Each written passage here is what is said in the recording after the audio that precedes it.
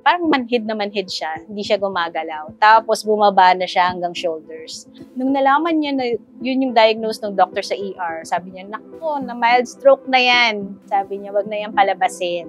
Iyan ang nakakabahalang kwento ni Ace Mendoza, isang government employee at nanay sa 4 na bata.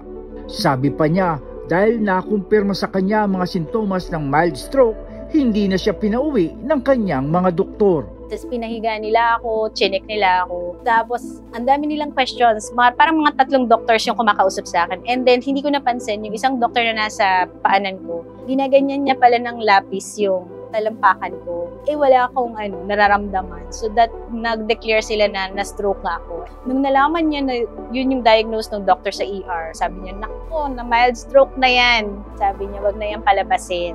2 linggo si Ace sa ospital, 12 days sa intensive care unit at 2 araw naman sa regular room. Kinailangan niya ang wheelchair at walker para sa kanyang mga paggalaw, bukod sa therapy at mga gamot. Sabi niya sa social media niya nalaman ang tungkol sa mga benepisyo ng barley. I heard the barley before sa social media. Dami kong nakikita ng mga barley iba-iba. Tinatry ko siya. And yung iba kasi, hindi siya masarap. Mapakla siya, may amoy siya, tsaka hindi siya healthy kasi iba yung effect sa katawan ko. Until I discovered yung JC Organic Barley. Nakita ko siya sa online. And then nung una, ayoko pa nga siyang bilhin. Pero nung nakita ko yung mga testimonies, why not give it a try? Nag-order ako, and then I met this person, si Carl. Siya yung nag-introduce sa akin ng JC Organic Barley. So, maganda yung effect niya sa akin. 2 buwan pa lamang niyang iniinom ang JC Organic Barley ay naramdaman na niya na maganda ang epekto nito sa kanyang katawan at kalusugan. Maganda yung effect niya sa akin. Very healthy siya. Lalo na nung na-research ko siya, na ang dami pala niyang nutrients and vitamins na nakatulong sa katawan ko. More calcium than milk. Kaya very healthy siya. Bigla na lang akong nagiging malakas, nawala yung mga sakit ng mga joints ko. Tapos, nung sumunod na week na nag-try ako, sabi ng doctor ko, sige, buwasan na natin yung gamot mo kung maganda yung effect sa'yo. Bukod na siya ay nakaranas ng mild stroke, binabantayan din ni Ace ang kanyang sugar level, kolesterol at issue sa puso. At sabi niya, nakatulong din ng gusto ang JC Organic Barley.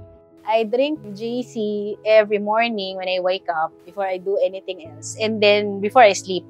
Actually, before kasi, gusto ko talaga yung healthy living. Gusto ko siya. Kasi syempre, meron akong mga inaalagaan. So, I'm not just living on my own. So, I have my mom to take care of and then the kids. Due to my mild stroke, hypertensive kasi ako. And then, mataas yung cholesterol ko. Meron akong heart problem. Medyo nagkakaroon ng taas yung diabetes ko dahil may lahi din kami ng ganon. Pero nung uminom ako ng nag-normal siya, mas nakakatulong siya na maiwasan ko yung mga hindi magagandang habits ko. And then, kailangan yung healthy lang talaga kasi maganda yung nutrients na binibigay niya sa katawan mo. So, yun yung nagbibigay sa akin ng boost. Lalo ko pa siyang pagandahin yung health ko para mas lalo ko matulungan yung family ko at yung ibang tao. I recommend JC Organic Barley to make it a habit na pwede siyang maging gift mo. Hindi lang siya basta ginagamit for your good health siya.